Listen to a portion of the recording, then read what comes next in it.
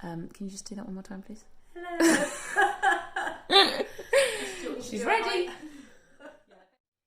Hello everyone. We've been talking about calling and purpose and the reason why we're all here. So I thought, what better way to close out this conversation than to sit down with our senior pastor and to ask her a little bit of her journey of purpose, because for lots of us, we're at different places on that journey. Maybe you think you know what it is that you're called to do, maybe you've never even thought about it.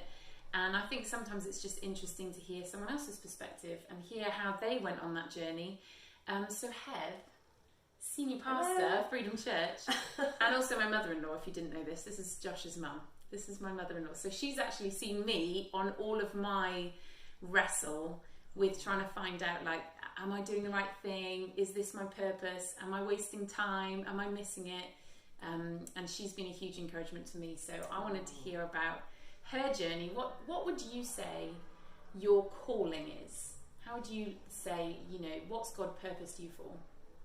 Well, it's funny because I think as soon as you become a Christian, you don't even realise it, but there's a calling on your life. Because as soon as Jesus knocks the door on your heart and you let him in, he calls you, and so he comes into your heart right at that beginning. But I don't think I realised the purpose at that point, or the calling, because I really believe it's something that you grow into.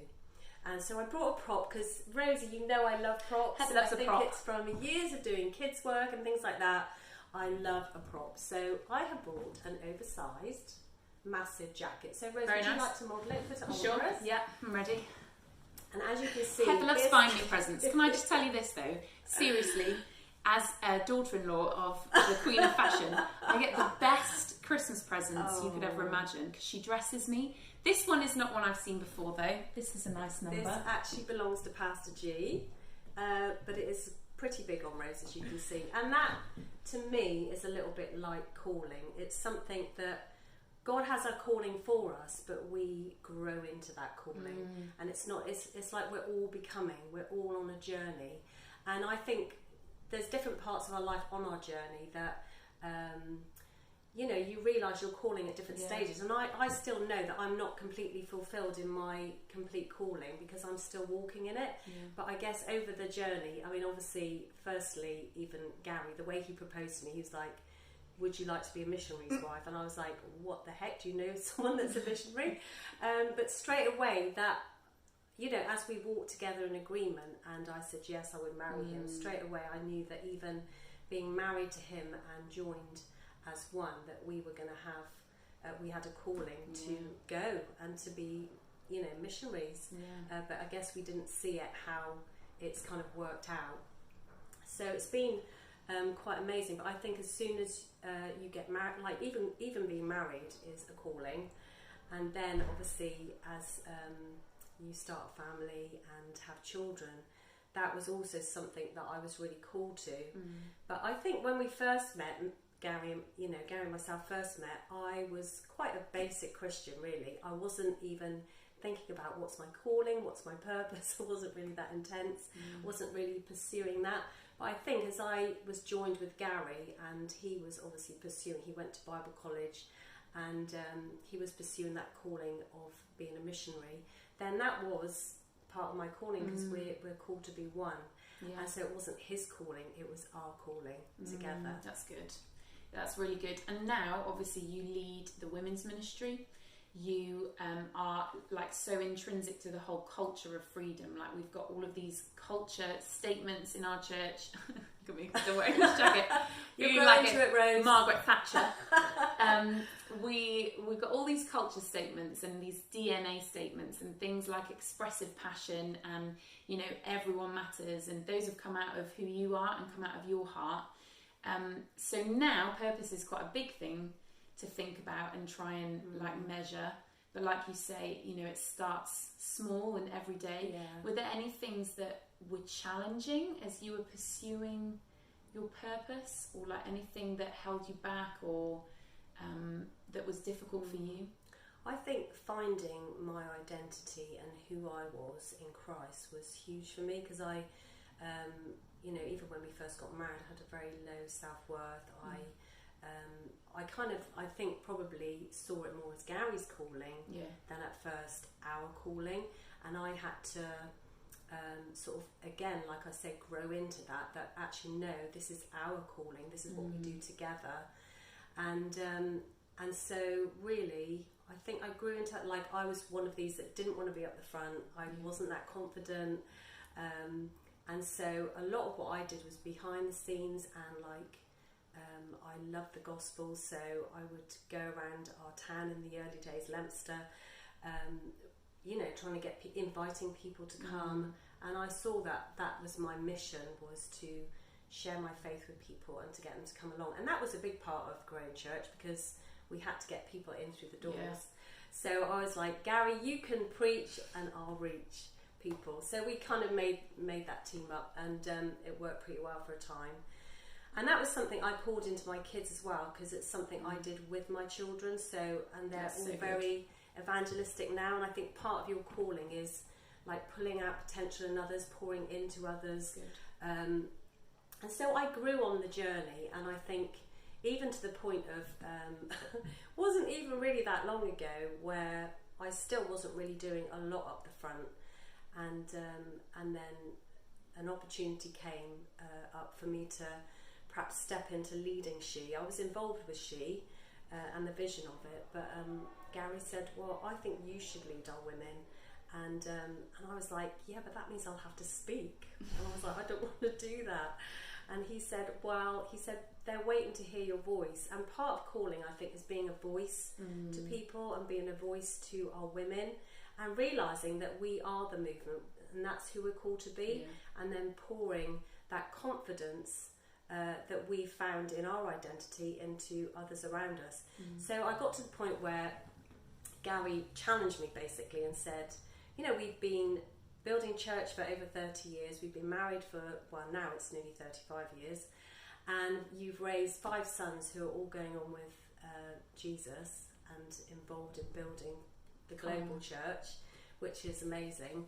And he said, and you're telling me you have nothing to say? And I was like, oh. So through that challenge, I had to step up to the mark and step again and grow into my calling. And I guess that's really helped me to grow in confidence.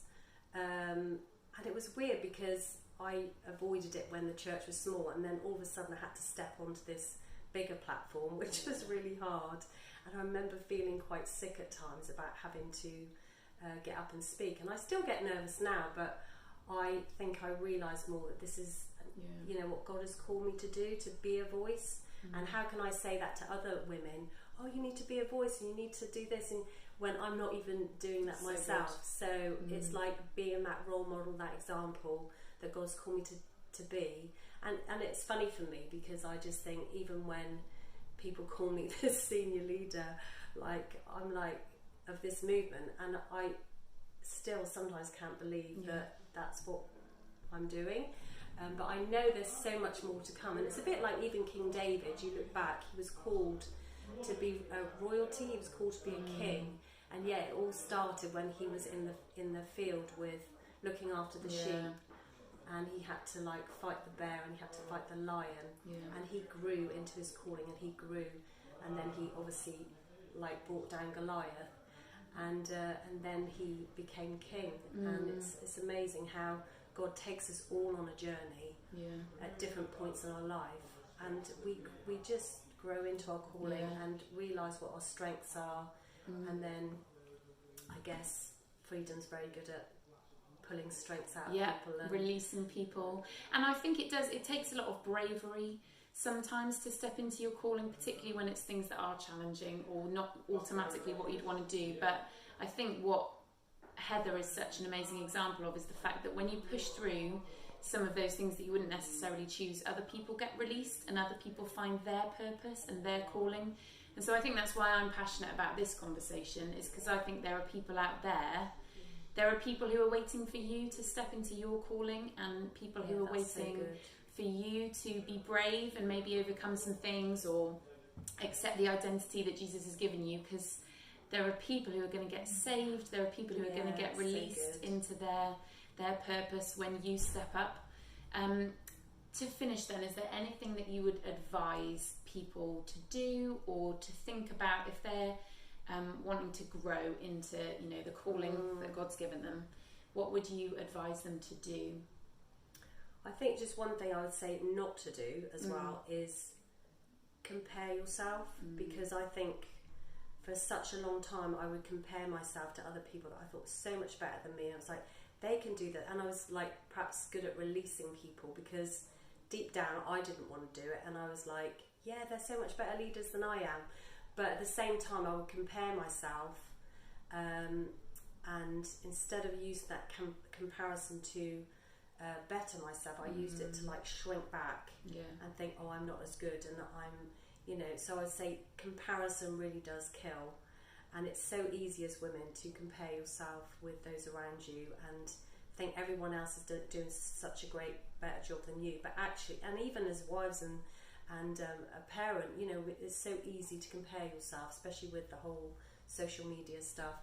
I would say that God has got a calling for you that is unique to you, and that you have to pursue Him in that, and pursue Him in your calling, because He is the one that is ultimately gonna show you what that is. And I think just focus on Him and just be in His presence, spend time with Him. He will speak to you if you make yourself available to Him. That's so good. And we're gonna kind of pause our little conversation about calling here, but one of the verses that stuck out to me was in Ephesians 4, and it says, I urge you to live a life worthy of the calling you've received, because we've all received this amazing purpose over our lives, but our lifestyle has to reflect that and even like support that. So next up, after this little calling series, we're going to do a series about habits and some of the habits that we can have that can help to fuel our calling or support our calling, or even sometimes distract from our calling. So we're going to do that next time with some special guests. But thank you so much, Heather. Thank you so much for chatting through, because I know that there's a lot of people out there who would maybe think that purpose is an easy journey for some people and it's just a difficult journey for them. But actually, we all push through things. Even you, as the senior leader of this movement, you've had things that have been easy and things that have been harder to step into, but it's always worth it. Yeah, and I think trust is a huge part of that as well. You just got to trust God in things, and He always comes through.